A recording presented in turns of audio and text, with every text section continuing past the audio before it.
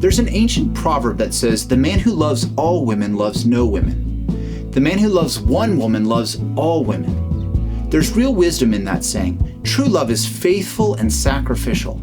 Flirtatious love is selfish and shallow. We all know people who love the idea of love more than the actual people they claim to love. Hi, my name is John Beeson. Welcome to the Bee Hive. There are several ways this disordered desire can show itself. Psychologists have described three common patterns: serial love addiction, seduction addiction, and limerence. Serial love addiction is the compulsive pursuit of the experience of falling in love and the emotional high that comes with romantic excitement.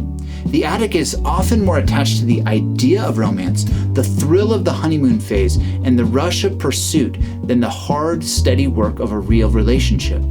Such individuals move quickly from one partner to another, losing interest as soon as the excitement fades, and then searching for the next emotional fix or conquest.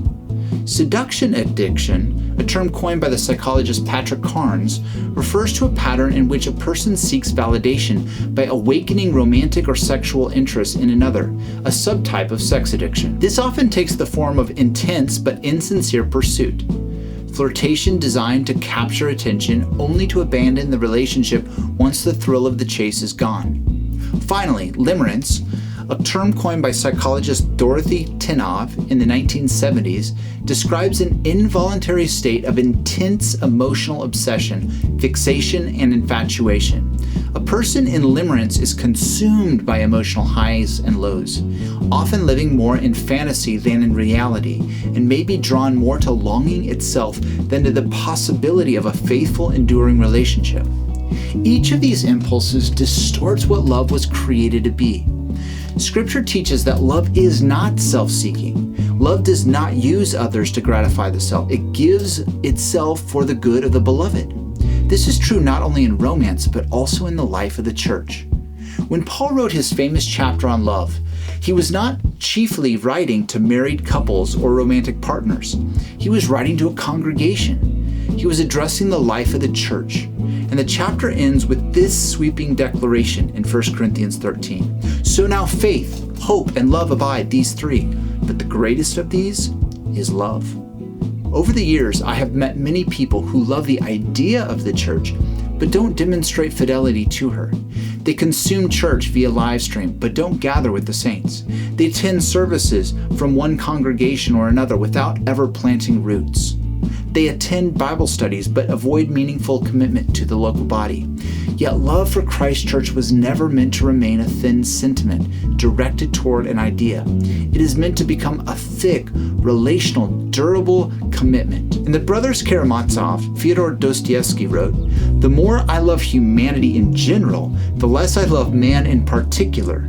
In my dreams, I often make plans for the service of humanity, and perhaps I might actually face crucifixion if I were suddenly necessary.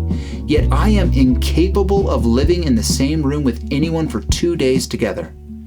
Now that observation, it may even be truer today than when Dostoevsky penned it more than 150 years ago.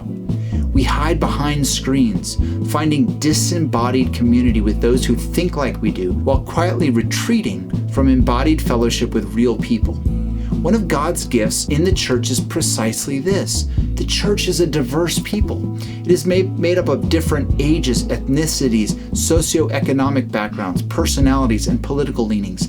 And that diversity is not a problem to be managed, it's a gift to be received.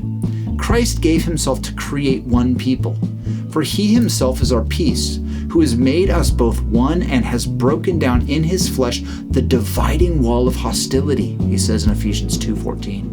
Again and again, Paul exhorts the various churches to live out this unity in practical ways. The church is one of God's appointed places of sanctification where we learn to bear with one another, forgive one another, be reconciled to one another, humble ourselves, submit to one another, and serve one another. Jesus himself tied the church's witness to the world to the love believers have for one another. "By this," he says, "all people will know that you are my disciples, if you have love for one another." John 13:35.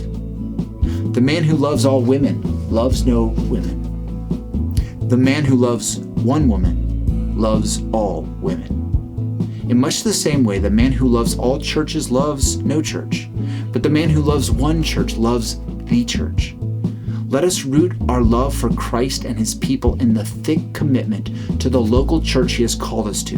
Let us gather faithfully, let us serve joyfully, let us endure patiently, and let us love the people of God not merely in word or sentiment, but in truth, sacrifice, and fidelity. Little children, let us not love in word or talk, but in deed and truth, as John says in his epistle.